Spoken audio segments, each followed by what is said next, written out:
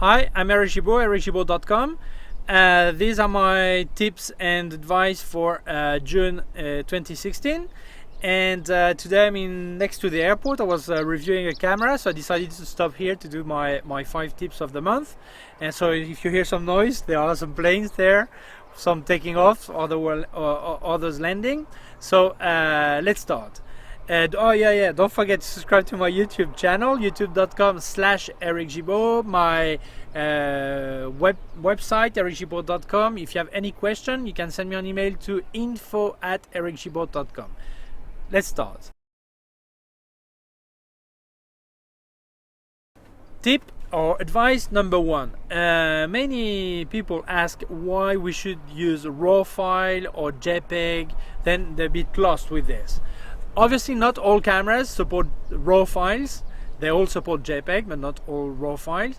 So the RAW file is exactly the file that was made when your camera captured the picture. You have all the details, highlights, shadows, everything. So then it processes internal process, and then it gives you a JPEG. In the case you would use only JPEG, and then erase the RAW file. It means that if you're not happy with your JPEG file, then you cannot edit it after in your computer and get what was in the shadows, what was in the highlights, all this.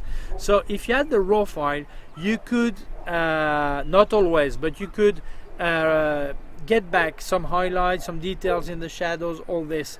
So it's very important that you learn how to use RAW files. In case you don't know how to use them yet, then you should use the option of RAW file plus JPEG.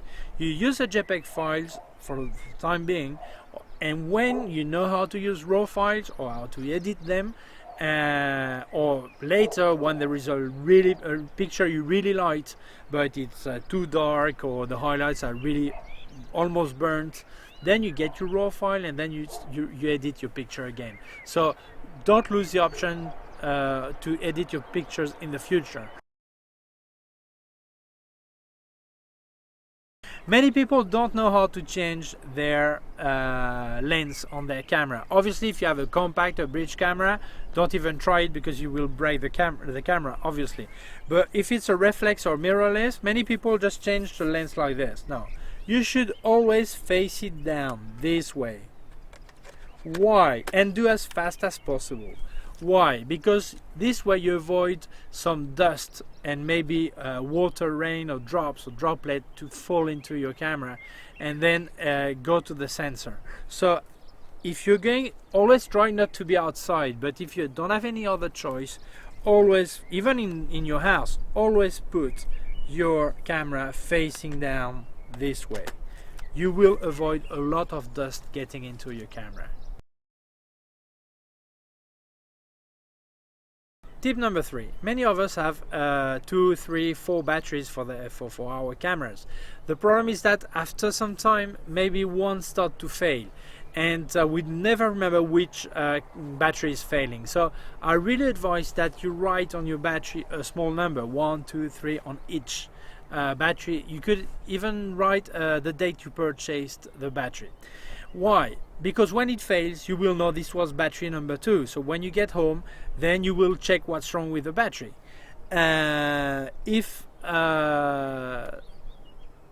Even if it doesn't get wrong, don't forget that batteries get used even if you don't use them.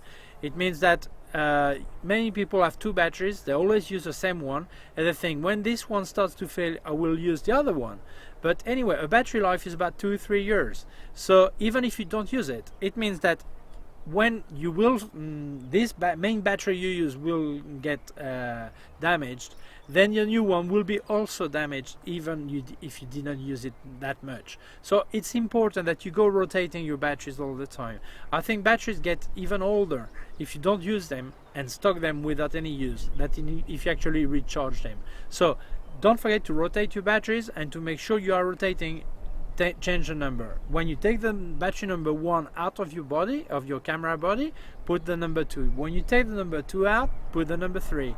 And then if you have 3 batteries, then the number 1. This one you will always rotate your batteries, and they will get older all at the same time. That's true, but anyway, it would happen anyway, even if you did not use any some of your batteries anyway.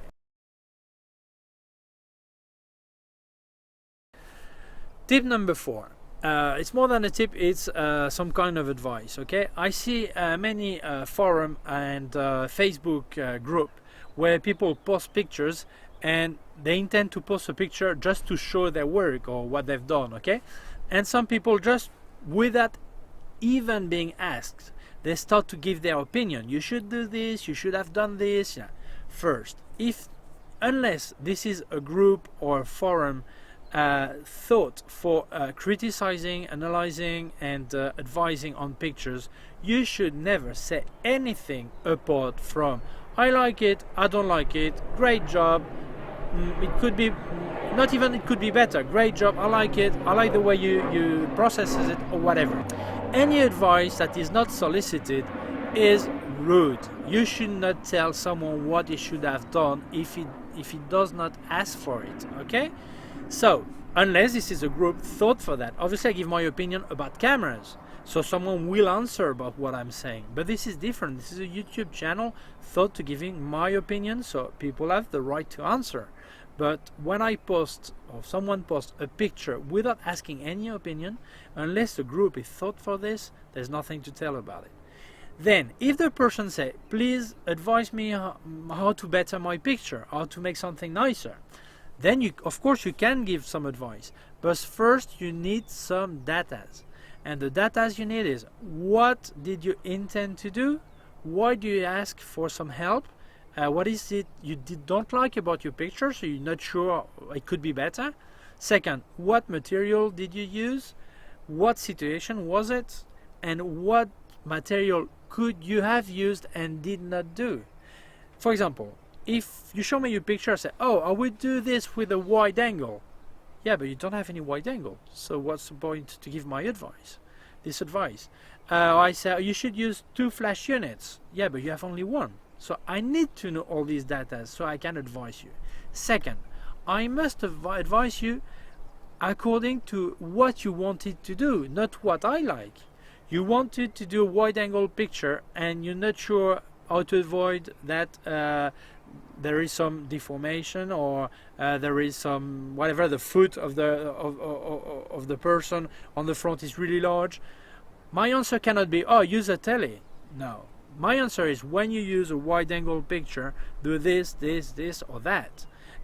If you're not happy with your process, it's what process did you intend to do? It's pointless to say, I would do it black and white. No, the question is about color. So give an advice according to what they wanted to do. Because if you advise about what you would do, this is not his picture, this is yours. And this guy doesn't want your picture, he wants his picture bettered, not a different picture. That is the way you like. Okay, so it's important that when you're going to analyze or criticize any picture on the internet, always do it in a constructive way. And constructing an analyze is having all the data first and to know what the person wanted to do. Tip number 5. I don't know if you've seen my macro pictures, and there are some droplets. And of course in the Canary Islands it doesn't rain that much, so I've got portable rain. Okay, so I advise you buy this, a spray. I buy, sorry. You see it's solid. Get the it's okay. So as you can see, well, I did not do that with the French and the Spanish version of this video, so you have a special show just for you, okay, in English. Okay, so well, what I try to speak in English. Okay, so this way you can do the rain anywhere you want. Depending on how you spray, the droplet will be bigger or smaller. Take care with the wind, the way it goes, but you could also cut the water or put glycerin in there and cut with some water, but I'll do a special tutorial for that. But this way you have portable water anyway, anywhere. Okay, so thank you for watching the video. Don't forget to subscribe to my YouTube channel, youtube.com/Eric Gibaud, my website, ericgibaud.com. Any question, you can send me an email to info@ericgibaud.com. And my Facebook, facebook.com/Eric Gibaud photo. my Instagram @Gibo, my Twitter @Gibo, my Google++ @Gibo, and I think that's all. Thank you very much and see you soon.